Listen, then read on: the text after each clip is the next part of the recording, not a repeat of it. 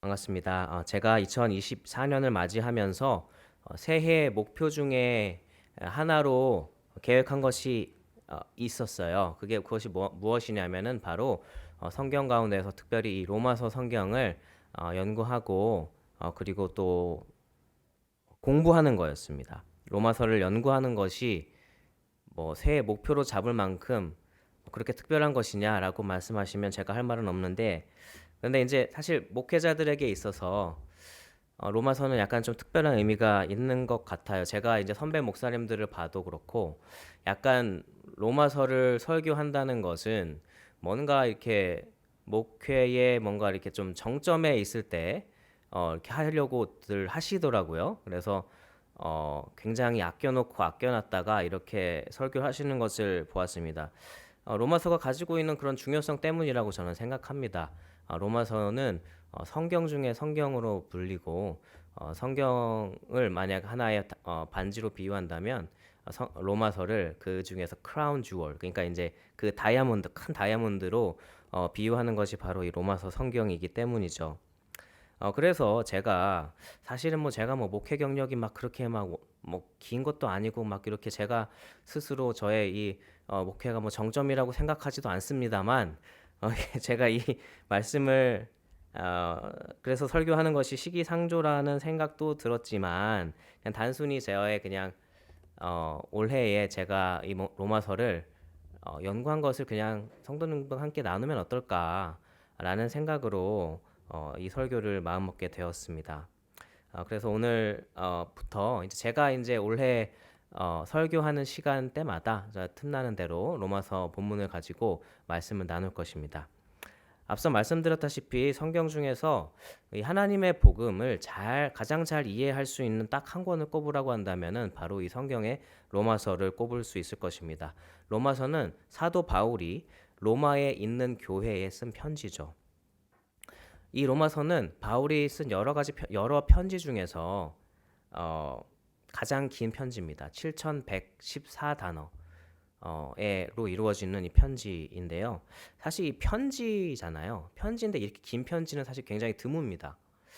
어, 이 성경을 연구하는 학자들이 이렇게 쫙 주사를 해보니까 성경뿐만이 아니고 고대에 쓰여졌던 이런 비기독교인들이 썼던 모든 편지들을 다 통틀어서 가장 긴 편지가 바로 이 로마서라고 합니다. 그러면 이 사도 바울은 도대체 왜 이렇게 긴 편지를 로마 교회에 보내야만 했을까? 그것을 우리가 한번 생각해 볼 수가 있죠. 로마서를 연구한 학자들이 모두 다 동의하는 것은 사도 바울은 한 번도 로마 교회에 방문한 적이 없다라는 것입니다. 그러니까 이 로마 교회는 사도 바울이 개척한 교회가 아니었어요. 그리고 한 번도 방문한 적이 없던 그런 교회였습니다. 그렇다면 바울은 왜 로마 교회에 편지를 썼을까? 보통 우리가 바울이 쓴 편지를 생각해 보면 고린도 전후서나 데살로니가 전후서, 저희가 공부하고 있는 데살로니가서 편지를 보면 바울은 자신이 개척한 교회에 편지를 쓰는 형식이죠, 항상. 본인이 개척한 교회가 믿음으로 잘 서 있는지, 그리고 그 교회에 가지고 당면하고 있는 그런 여러 가지 과제들, 문제들에 대해서 바울이 그것에 대해서 다뤄야 할 필요가 있었기 때문에 바울이 보통 그렇게 편지를 썼고, 그런 편지들이 우리 아직 신약 성경에 우리가 확인할 수 있는 것이죠. 그런데 바울은 로마 교회를 개척하지도 않았고 로마에 한 번도 방문한 적도 없는 이 바울이 그럼 왜 이렇게 가장 긴 편지를 썼을까라는 것입니다.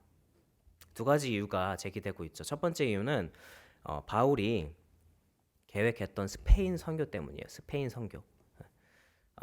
바울이 선교 여행을 1차, 2차, 3차로 갔다는 사실은 저와 여러분은 잘 알고 있을 것입니다.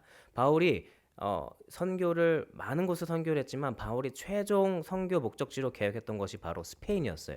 왜 스페인이었냐면 당시의 사람들에게 있어서 땅의 끝이 어디냐? 라고 하면은 스페인이었던 거예요. 스페인. 네. 그래서 바울은 자신이 많은 곳을 돌아다니며 선교를 했지만 내가 땅 끝까지 복음을 전하리라라고 하는 마음이 있었던 것 같아요. 아마도 그것은 예수님의 그 대위임령, 그레이트 커미션, 땅 끝까지 복음을 전하, 제자를 삼아라. 라고 하는 아마도 그 말씀을 바울은 아마도 알고 있었던 것 같습니다. 그래서 그 말씀을 따라서 순종하는 마음으로 땅 끝까지 내가 복음을 전해야 나의 선교가 끝이 난다라고 생각을 했던 것 같아요. 그래서 땅끝 당시에 땅 끝으로 여겨졌던 스페인, 그리고 성경에서는 서바나라고 되어 있는 그 스페인의 선교를 계획했습니다. 그런데 이제 그 스페인의 선교의 출발 지점, 이제 어디에서 배를 타서 이제 스페인으로 가려고 했던 것 같은데, 그 출발 지점을 로마로 계획했던 것 같습니다. 그래서 바울이 그 로마를 통해서 스페인으로 선교를 하려는 계획을 세웠고, 그렇게 계획을 했기 때문에 바울은 로마에 있는 교회의 도움을 받아야 했어요. 그렇기 때문에 바울은 로마 교회에 편지를 쓰면서 자신의 그 스페인의 그 선교에 대한 그런 생각도 나누고, 그리고 로마 교회로부터 도움을 받아서 스페인으로 가려고 하는 계획이 있었던 것입니다. 그런데 로마 교회는 제가 말씀드렸다시피 바울을 몰라요. 그러니까 물론 들었겠죠. 하지만 직접 만나본 적은 없어요. 그렇기 때문에 바울은 자신이 하나님께 받은 복음을 한 번도 나눠본 적이 없는 거예요. 로마 교회 성도들이랑. 그렇기 때문에 바울은 로마 교회 그 성도들과 함께 편지로라도 자신이 하나님께 받은 그 복음을 그 성도들과 나눌 필요성이 있었던 것입니다. 로마 교회에 가기 전에요. 그래서 그러한 과정에서 쓰여진 편지가 바로 로마서 편지죠.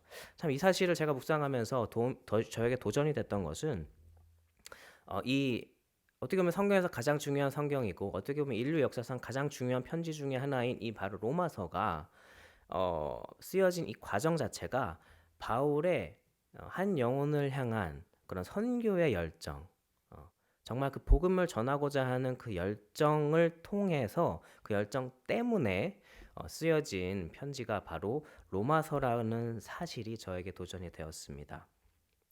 그러니까 이 로마서는 바울이 단순히 자신이 이 정도를 많이 알고 있습니다라는 것을 드러내기 위해서 쓴 편지도 아니고요.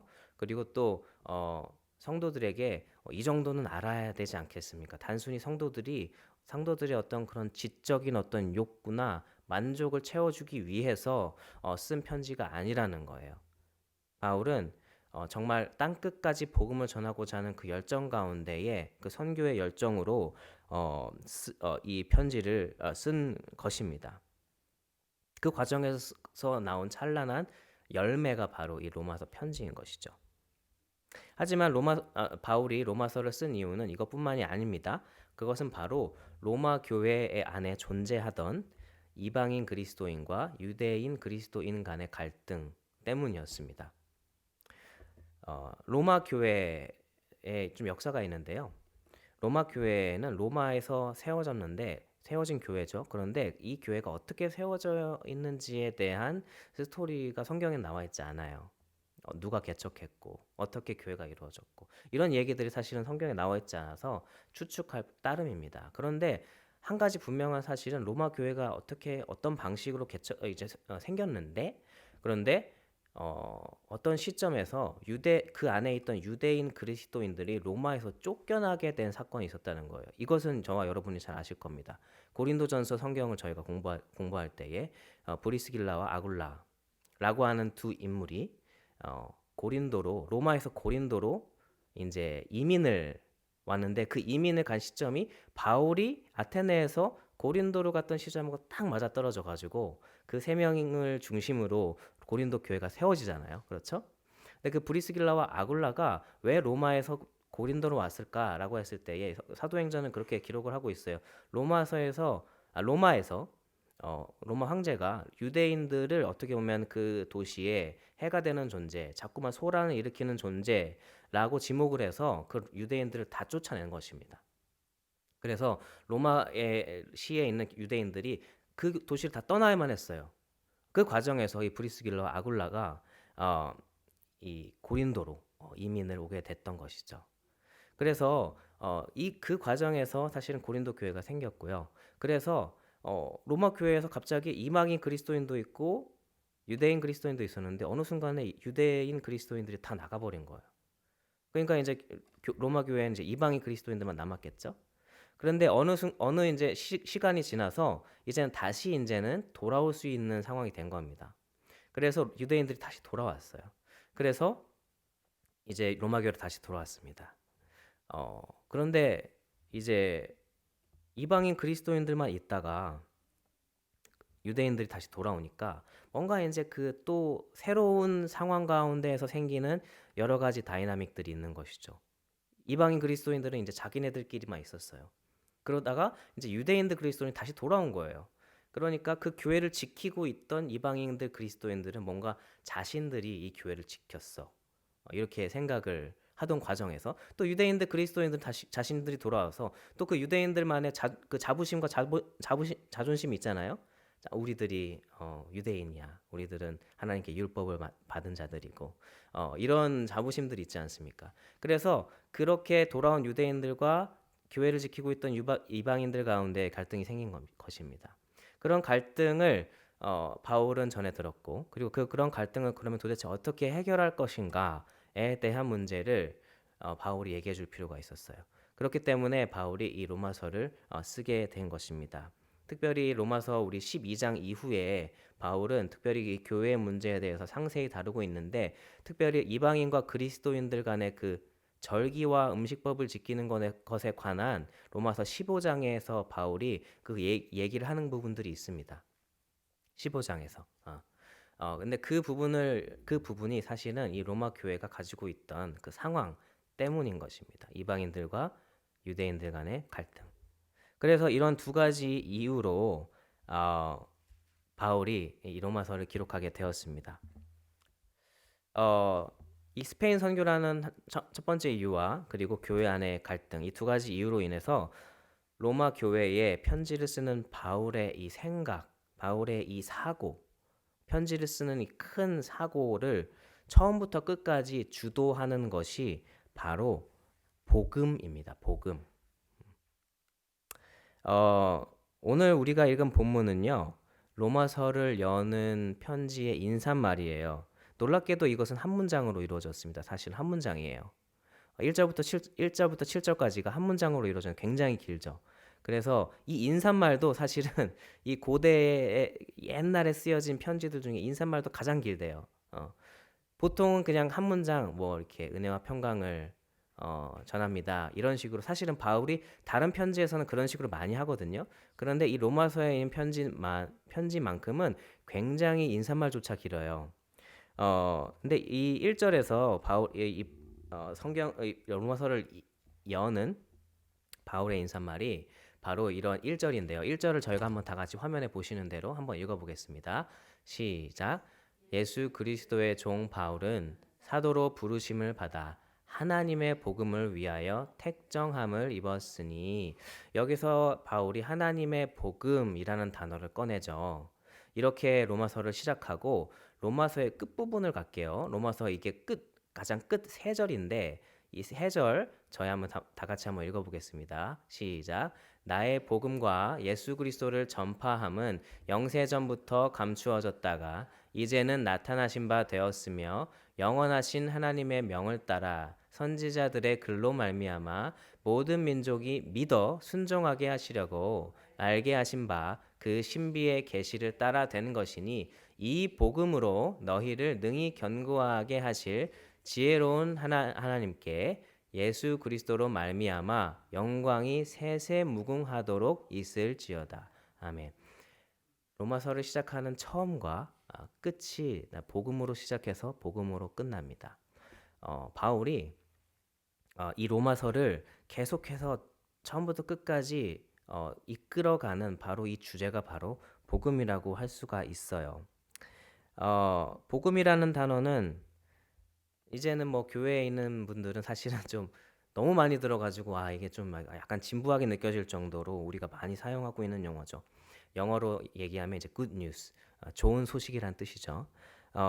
오늘날 근데 참 제가 이렇게 신기한 게요. 이 복음 이 두 단어, 한글 단어요. 한글 단어는 사실은 이제는 교회에서만 쓰는 것 같아요. 우리 사회에서는 복음이라는 단어 잘 안 쓰죠, 그렇죠? 네? 어, 그렇지만 당시 이 바울이 살던 이 시대에 이 복음, 유앙겔리온이라고 하는 이 단어는 예수를 믿는 사람들뿐만 아니고 예수를 믿지 않는 로마 시대의 사람들도 동일하게 쓰던 단어였어요. 그러니까 뭐 전체 세상 모든 사람들이 알고 있고 아주 빈번하게 쓰던 단어가 바로 이 유앙겔리온, 복음, 좋은 소식이라는 단어였습니다. 하지만 이 복음을 이 무엇인지를 이해하는 그런 이해는 다 달랐어요. 로마 시대에 사는 그 로마 시민들은 이 이해하는 이 유앙겔리온, 복음이라는 것은 바로 로마 황제가 그 전쟁을 통하여서 전쟁의 승리함을 통하여서 이루어낸 그런 승리의 소식. 예. 그러니까 전쟁에서 로마가 승리하잖아요. 그러면은 어떻게 될까요? 평화가 찾아오죠. 전쟁이 끝나면 평화가 찾아오고 그리고 또 전쟁이 끝나면서 여러 가지 따라오는 것들이 있죠. 전리품들도 있고 그리고 또 땅을 차지하고 그리고 또 포로들도 데려오고 그럼으로써 나라가 부강해지고 이런 것들이 있지 않습니까? 그래서 로마 시대에 살던 사람들이 다 좋은 소식, 복음 이렇게 얘기하면은 다 모든 사람들이 떠올리는 것이 바로 그겁니다. 시저, 로마 황제가 전쟁을 통해 전쟁에서 승리했다라고 하는 이 승리의 소식이 바로 이 복음이었어요. 그런데 바울은 이 복음이라는 단어에 우리가 다시 돌아오면 하나님의라는 이 수식어를 하나 딱 붙임으로써 그 복음의 의미를 완전하게 바꿉니다. 그러니까 세상 사람들이 생각하고 있던 좋은 소식은 단순히 어떤 정치적인 그런 안정, 정치적인 어떤 힘과 파워를 통해서 세워지는 그런 평화와 부강함을 가장 좋은 소식이라고 생각하였지만 바울은 거기에다가 하나님의라는 수식어를 붙임으로써 진짜 좋은 소식, 우리의 인류에 우리에게 있어서 가장 좋은 소식은 하나님으로부터 온다라고 하는 것을 바울이 얘기하는 거예요. 그래서 바울이 처음부터 그렇게 하나님의 복음을 위하여 이렇게 시작을 하는 것은 그 복음에 대해서 분명하게 선언을 하는 것입니다. 그리스도인을 믿는 자들에게 좋은 소식이란 무엇인가? 그리스도를 따르는 자들에게 정말로 복음이 무엇인가라고 했을 때 그 복음은 하나님으로부터 내려오는 것, 하나님이 주시는 것, 하나님만이 주시는 것이 바로 우리가 얘기할 수 있는 복음이다라고 사도 바울은 시작하는 것입니다. 우리가 읽은 이 인사말, 사실은 이 인사말을 가지고 또 사실은 우리가 하나를 가지고도 여러 편의 사실은 설교를 할 수 있겠더라고요. 제가 계속 묵상하고 공부하고 하다 보니까 사실은 이 7절 이 사실은 인사말인데도 불구하고 이 안에서 사실은 얘기할 부분들이 나눌 부분들이 많지만 오늘 우리 저와 여러분 이 시간에 저가 나누고 싶은 한 가지를 함께 여러분들과 나누어 봤으면 좋겠습니다. 그것은 바로 이 질문에 대한 것입니다. 우리 그리스도인들에게 정말 참된 위로가 되는 사실은 무엇인가? 우리가 하루하루 정말 분주하고 너무나도 여러 가지 일들에 정말 치여서 살아가는 우리 이 그리스도인들, 세상에서 이렇게 살아가는 우리에게 진짜 위로는 무엇일까? 라는 이 질문을 우리가 함께 생각해 보았으면 좋겠어요. 오늘 우리 사도 바울의 인사말을 살펴보시면 사도 바울이 이 인사말을 통해서 전하려고 했던 것이 바로 이것 같아요. 우리에게 정말 우리 그리스도인들에게 진짜 위로가 되는 것이 어떤 것인지를 이 인사말을 통해서 우리에게 알려준다고 저는 생각을 하기 때문입니다. 그래서 여러분 지금 이제 펴신 성경을 보시면은 이제 성경 1절부터 7절까지를 한번 보셨으면 좋겠어요. 바울이 1절부터 3 잠시만요.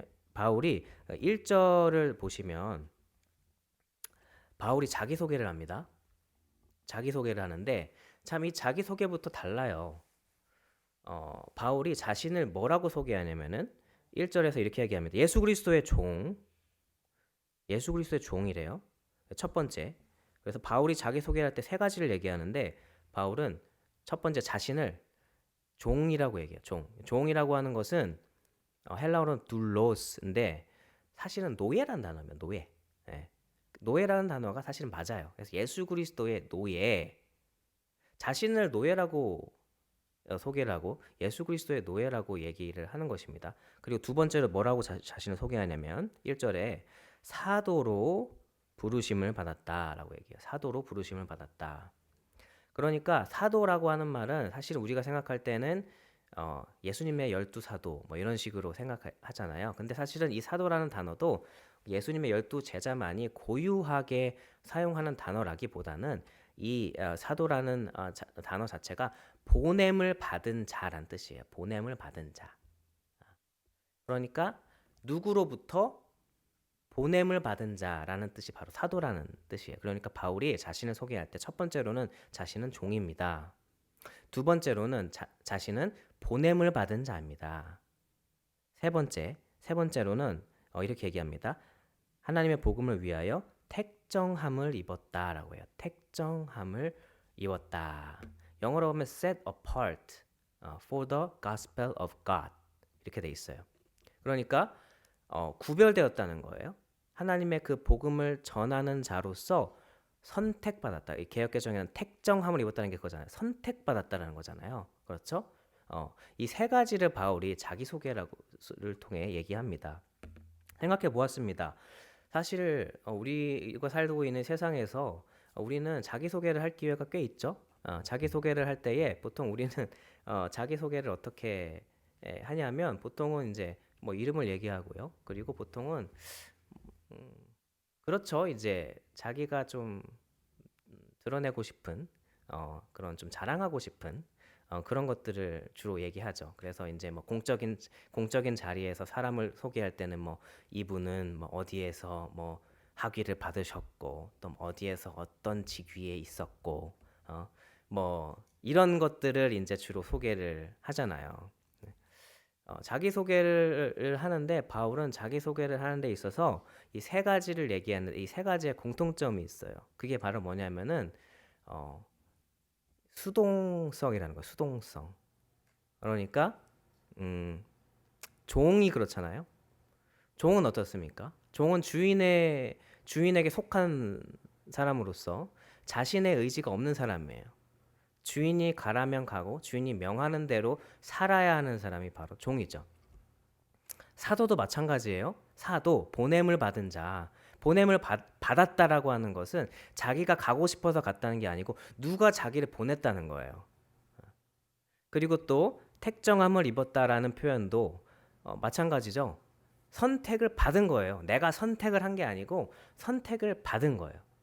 그러니까 바울이 자기소개란 이 세 가지를 생각해 보면은 자신이 어떤 사람인가라고 했을 때에 이 세 가지를 통해서 우리는 바울은 정말로 자기가 그리스도인으로서 어떤 사람인가라고 하는 거에 있어서 하나님께 속하였고 이제는 내가 사는 것이 아니고 하나님으로부터 시작돼서 하나님이 명하는 대로 살아가는 사람이라고 자신을 그렇게 생각하고 있고 그리고 또 그것을 당당하게 소개하고 있는 것으로 보입니다.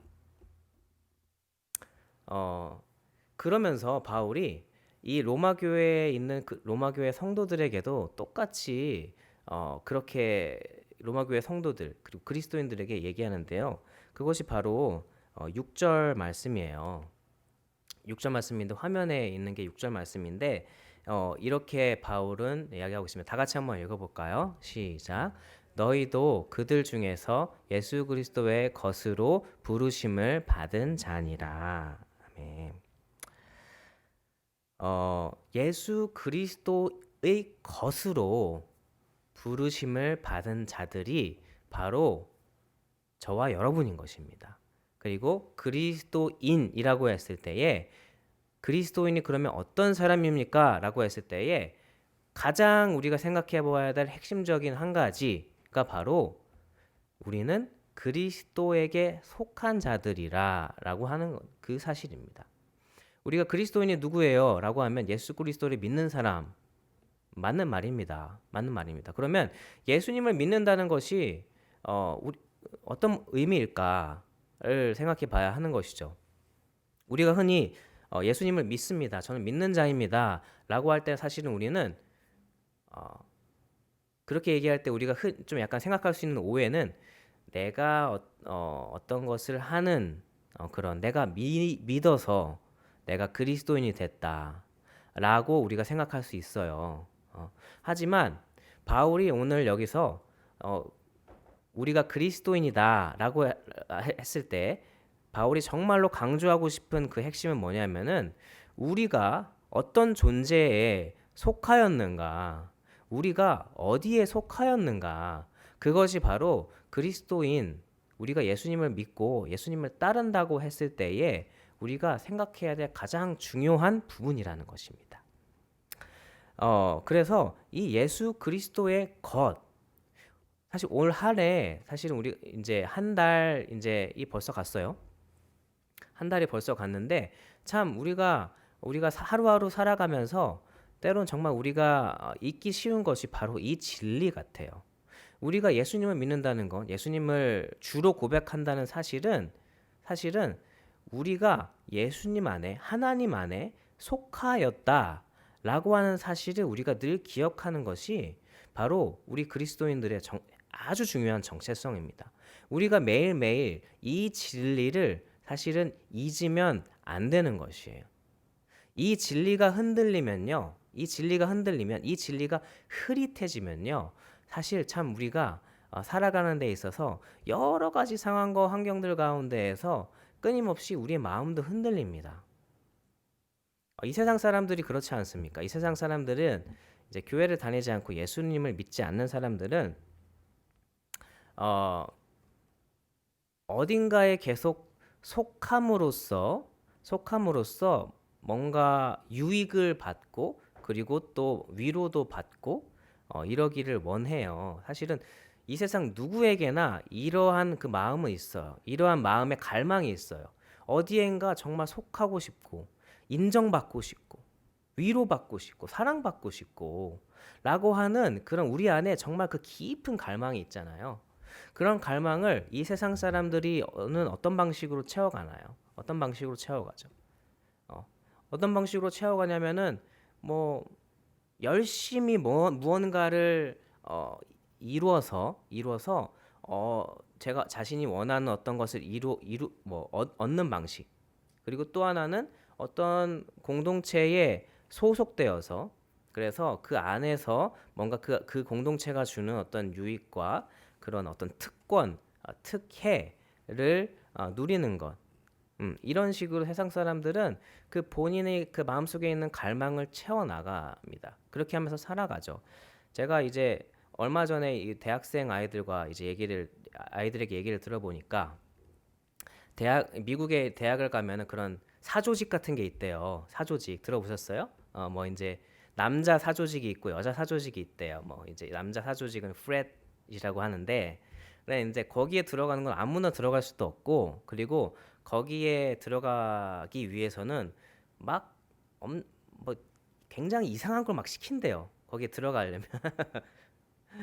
그래가지고 그걸 막 정말 막 정말 이상한 것들을 막 시키고 이상한 행동들을 막 시키고 이렇게 하면서 이제 그 사람들을 뽑아서 이제 받아들이면 그 어떤 사조직 이 계속 졸업할 때까지 그리고 평생 유지가 되면서 그 안에서 직장도 소개해주고 또 여러 가지 그 안에서 이렇게 네트워킹을 통해 가지고 이렇게 소개를 해주면서 그렇게 하면서 이제 이 사회에서 어떻게 보면 잘 뿌리를 내리고 살아갈 수 있도록 그렇게 한다는 사실입니다. 제가 그 얘기를 듣고 깜짝 놀랐어요. 근데 이제 그 이야기를 아이들과 나누다 걔네들이 그거 별로 안 좋은 거예요. 그러더라고요. 그래서 막 맨날 파리하고요. 막 애들 막 이렇게 그래서 굉장히 안 좋은 거라고 막 그렇게 얘기를 하더라고요. 그런데 이제 뭐 미국 대학에 있는 그런 조직들을 통해 가지고 어, 서로가 서로를 소개시켜주고 그렇게 하면서 뭐 미국 정계에 뭐 재계에 뭐 이런 사람들을 추적을 해보면 다 어떤 대학의 그런 조직들 출신이라는 겁니다. 우리는 이 세상을 보면서 사실 우리가 그런 건 확인할 수가 있습니다. 우리 모두에게는 어딘가에 속하여서 그것도 안전한 곳, 그리고 또 뭔가 나에게 뭔가 좋은 것을 줄 수 있는 그 누군가, 그리고 어떤 곳에 속하기를 원하는 것이죠. 하지만 우리가 그리스도인이 되었다라고 했을 때에 우리가 기억해야 되는 것은 우리가 다른 곳이 아니라 다른 어떤 것이 아니라 바로 하나님께 속하였다. 예수 그리스도께 속하였다라고 하는 것입니다. 그것이 우리에게 참된 위로가 되고 우리에게 참된 안식이 되기를 원합니다. 이것이 정말 우리에게 위로와 안식이 돼야 돼요. 그런데 우리가 이것을 묵상하면서 사실은 이것이 위로와 안식이 된다기보다는 약간 뭔가 짐이 되고 부담되는 것 같은 그런 걸 느낄 때가 있어요. 왜냐면은 우리가 노예라는 걸 생각해봐도 그렇잖아요. 나의 의지가 없어요. 내가 하고 싶은 걸 못해요. 주인이 원하는 것을만 해야 돼요. 우리가 예수님께 속했습니다. 하나님께 우리는 속한 존재입니다. 하나님 나라에 속한 하나님 나라의 백성입니다. 라고 했을 때 우리 안에 우리 마음 한켠에 자리 잡고 있는 그 생각이 바로 이런 거예요. 내가 하나님께 속한 사람이면 그러면 뭔가 하나님이 나에게 요구하는 뭔가 어떤 것만 해야 될 것 같고 나의 의지는 없고 기쁨도 없고 뭔가 그냥 그렇게 하나님께 끌려가야 되는 거 아닌가? 그러면 나에게는 그 기쁨도 사실 없는 것 같고 그냥 나에게 부담이고 어떻게 보면 내가 하나님께 속하였다는 사실이 그렇게 막 위로와 안식이 되지는 않는다고 생각하실 수도 있어요. 어, 그것을 위해서 사실은 우리가 예수님이 말씀하신 그리고 또 성경을 통해서 보여주신 이 복음을 우리가 묵상해야 하는 것입니다. 성경을 통해서 우리에게 보여주시는 하나님의 이 좋은 소식, 이 복음은 우리가 하나님께 속하였다는 것이 정말로 위로와 안식이 된다는 것을 보여주고 있어요. 그것이 바로 오늘 우리가 읽은 본문 2절부터 4절까지에 나오는 거예요. 한번 성경 2절부터 4절까지 한번 같이 한번 읽어볼까요? 시작. 이 복음은 하나님이 선지자들을 통하여 그의 아들에 관하여 성경에 미리 약속하신 것이라. 그의 아들에 관하여 말하면 육신으로는 다윗의 혈통에서 나셨고 성결의 영으로는 죽은 자들 가운데서 부활하사 능력으로 하나님의 아들로 선포되셨으니 곧 우리 주 예수 그리스도 신이라. 바로 이 복음 안에 담겨 있는 사실들이 우리가 하나님께 속한 예수님께 속한 사실이 우리에게 위로와 안식이 된다는 것을 보여주고 있어요. 2절에서 어떤 것을 보여주고 있죠? 이 복음이 하나님의 선지자를 통해서 그의 아들 예수에 관하여 미리 약속하신 것이래요. 미리 약속하신 거. 그러니까 하나님께서 주신 이 좋은 소식, 이 복음은 굉장히 랜덤하게 아주 임의적으로 하나님이 왔다 갔다 하시면서 우리에게 주시는 그 말씀이 아니고 이미 구약에서부터 하나님은 분명하게 이 사실에 대해서 예수를 통하여서 온 땅과 하늘을 새롭게 하시고 우리에게 영원한 생명을 허락하실 것이라는 그 사실을 구약에서부터 이미 확정하시고 우리에게 약속하셨다는 사실이에요. 이를 통해서 우리가 생각할 수 있는 것은 하나님의 성품이죠. 하나님의 성품, 신실하심, 변하지 않으심. 하나님은 굉장히 랜덤하신 분이 아니라는 거예요. 그렇기 때문에 우리가 신뢰할 수 있다는 것입니다. 하나님은 이미 창세 전부터 이 모든 사실을 계획하시고 그리고 변함없이 이루어 가셨고 예수를 통해서 완전하게 완성하셨다는 거예요. 그렇기 때문에 우리가 이 하나님이란 분에게 속하여서 하나님을 신뢰하면서 살아갈 때에 우리가 이 하나님의 성품에 대해서 우리가 기억했으면 좋겠어요. 하나님의 성품. 창세부터 지금까지 신실하시고 그의 약속을 온전하게 이뤄 가시는 하나님의 신실하심. 그분이 우리가 믿는 아버지 하나님이시기에 우리가 하나님께 속하고 하나님 예수 그리스도께 속하였다고 하던 그 사실이 우리에게 위로가 되고 안식이 되는 것입니다. 이 사실이 저와 여러분에게도 위로가 되시기를 축원합니다. 그렇잖아요. 하나님이 계신데 하나님이 마치 그리스 로마 신화에 나오는 신들처럼 막 이랬다 저랬다 해요. 갑자기 막 다혈질처럼 막 사람을 막 죽이기도 하고 갑자기 막 또 어떤 행동을 하기도 하고 이랬다가 저랬다 하는 신이라면은 사실은 우리가 어떻게 신뢰할 수 있겠어요. 그런데 성경에서 분명하게 보여주고 있는 그 하나님은 어떤 분이냐? 흔들리지 않으시고 그 약속하신 그 언약을 신실하게 하나님의 때에 이뤄가시는 분이다. 그것이 우리가 이 예수 그리스도의 것으로 우리가 되었다. 우리가 예수님 것입니다. 라고 하는 사실이 우리에게 위로와 안식이 되는 첫 번째 이유인 것이죠.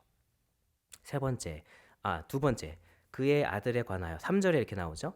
그의 아들에 관하여 말하면 육신으로는 다윗의 혈통에서 나셨고 이 사실이 또한 우리에게 위로와 안식이 되는 이유는 하나님이 사람으로 오셨다는 사실입니다.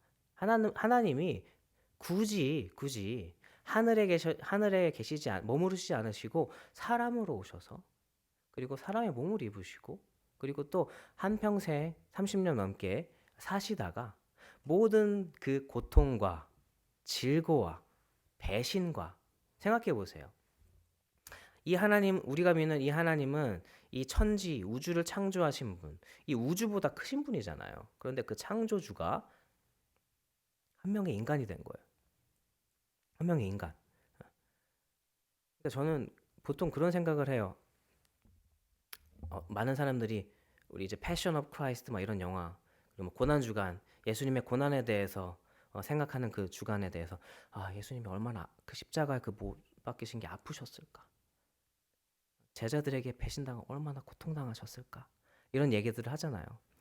근데 저는 하나님이 한 사람의 인간으로 왔다는 거 사실을 묵상하면은 그냥 예수님은 하루하루 그 살아가는 그 순간순간이 고통이었을 거란 저는 생각을 해요. 어. 그렇지 않겠어요? 이 우주보다 크신 너무나 이 무한하신 분이 그 좁은 그 시간과 공간과 이 육체 안에 갇혀서 그리고 사람들이 말하고 사람들이 행동하는 것 이런 것들을 보면은 얼마나 사실은 마치 어른이 그 갓난 아이를 바라보는 듯한 그런 마음이 아니었을까요? 근데 그런 하루하루를 살아가는 것 자체가 하나님에게는 고통이지 않았을까 생각을 해요. 그런데 이 하나님이 한 사람의 인간이 되셨다는 사실이 우리에게 그럼으로써 위로와 안식이 되는 이유는 하나님께서 우리의 고통과 또 우리의 아픔을 친히 같이 겪으셨고 그리고 또 공감하시고 그 사실을 직접 겪어서 아신다는 사실이에요. 단순히 멀리서 너네도 힘들지 이게 아니고 본인이 직접 겪으시고 몸으로 모든 그 어려움을 다 받으셨잖아요. 인생에 있어서 가장 힘든 것들을 겪으셨잖아요. 아버지로부터 버림받았잖아요. 십자가에서. 그리고 가장 가까웠던 사랑했던 사람들로부터 다 배신당했잖아요. 그리고 또 그 육체의 끔찍한 고난까지도 겪으셨잖아요. 어떻게 보면은 이 세상에서 우리가 겪을 수 있는 고난 가운데 모든 고난을 최악의 고난을 다 겪으셨잖아요. 그분이 우리의 고통을 함께 하시고 그리고 공감하시고 체휼하신다고 이제 성경에는 히브리서에는 그렇게 얘기하고 있잖아요. 예수님은 우리의 그 고통을 체휼하신다. 공감하신다. 그렇기 때문에 우리가 어, 우리가 예수 그리스도의 것이 되었다는 이 사실이 우리에게 위로와 안식이 되는 이유는 하나님께서 지금 우리가 매일매일 겪고 있는 이 마음, 이 어려움들을 아시고 그리고 또 우리 안에서 우리와 함께 하시고 그리고 때로는 이것을 버틸 힘을 주시고 그리고 또 우리가 버틸 힘이 없을 때는 그때는 하나님이 우리를 위해서 붙잡고 계시고 우리를 위해 기도하고 계신다. 성령으로서 기도하고 계신다는 것이 우리에게 주신 이 복음인 것이죠. 그렇기 때문에 우리가 예수 그리스도의 것이 되었다라고 했을 때에 우리는 이 사실이 우리에게 위로와 안식이 되는 것입니다. 그리고 여기까지만 가면은 약간 우리의 위로와 안식 이런 거 생각했을 때 약할 수 있지만 4절을 가볼까요? 4절에 이렇게 얘기합니다. 성결의 영으로는 죽은 자들 가운데서 부활하사 능력으로 하나님의 아들로 선포되셨으니 곧 우리 주 예수 그리스도 시니라. 만약에 예수님이 단순히 우리의 그 고통과 고난을 그저 공감하시고 그저 힘들지 내가 함께 해줄게 이 정도에서만 그친다면 우리에게 진정한 위로와 안식이 되지 않습니다. 하지만 4절에서 분명하게 얘기하고 있는 것은 우리 안에 계신 성령, 여기 4절에서는 성결의 영이 있잖아요. 이 성결의 영이 죽으신 예수 그리스도를 살리신 바로 그 능력의 하나님이시라는 사실입니다. 그리고 그 성결의 영이 우리 안에 거하시고 우리가 예수 그리스도를 믿는 순간 그 성결의 영이 우리 안에 거하셔서 그 영이 우리 안에 역사하신다는 사실이에요. 죽은 예수를 살리신 그 성결의 영, 성령이 우리 안에도 동일하게 계시고 우리 안에서 그 성령이 거룩하게 하시고 힘을 주시고 그리고 끝날에 다시 오실 예수님을 소망하게 하는 우리의 인내를 주신다는 사실입니다. 이것이 바로 우리의 진정한 위로와 안식이 되는 것입니다. 예수님은 단순히 우리에게 공감해 줄게. 우리 TV 프로 요즘에 상담 프로그램 나오면은 그 상담자들이 하는 게 이제 공감, 위로 이런 것들이잖아요. 좋죠. 하지만 우리가 믿는 이 그리스도, 우리가 믿는 이 하나님은 단순히 거기서만 그치지 않는다는 사실이에요. 끝날에 우리를 다시 살리시고 우리를 새롭게 하시고 그리고 우리가 거룩한 삶을 살 수 있도록 매일매일 함께 하시고 우리에게 그분을 찾는 자들에게 지혜와 힘을 주시는 분이 바로 하나님이시라는 사실입니다. 이것이 바로 우리에게 진정한 위로와 안식이 된다는 사실입니다. 그렇기 때문에 사랑하는 여러분, 우리가 이 사실이 정말 우리에게 위로와 안식이 된다는 것은 우리가 성경을 통해서 하나님이 어떤 분이고 하나님이 우리를 위해 무엇을 하셨고 그리고 지금도 무엇을 하고 계시고 장차 무엇을 하실 것인지를 우리가 생각해 보면 그러면 정말로 우리가 기뻐할 수 있는 것은 정말 이거예요. 우리가 예수님께 속하였다. 예수님의 안에 예수님의 생명 안에 우리가 들어가서 이제는 그 빼앗기지 않는 그 생명을 우리가 소유하고 있다는 이 사실이 우리 인생 가운데 정말 참된 위로와 안식이 되는 것입니다. 이 안식을 그리고 이 위로를 올 한 해 정말 누리시는 저와 여러분이 되시기를 우리 주 예수 그리스도의 이름으로 축복합니다.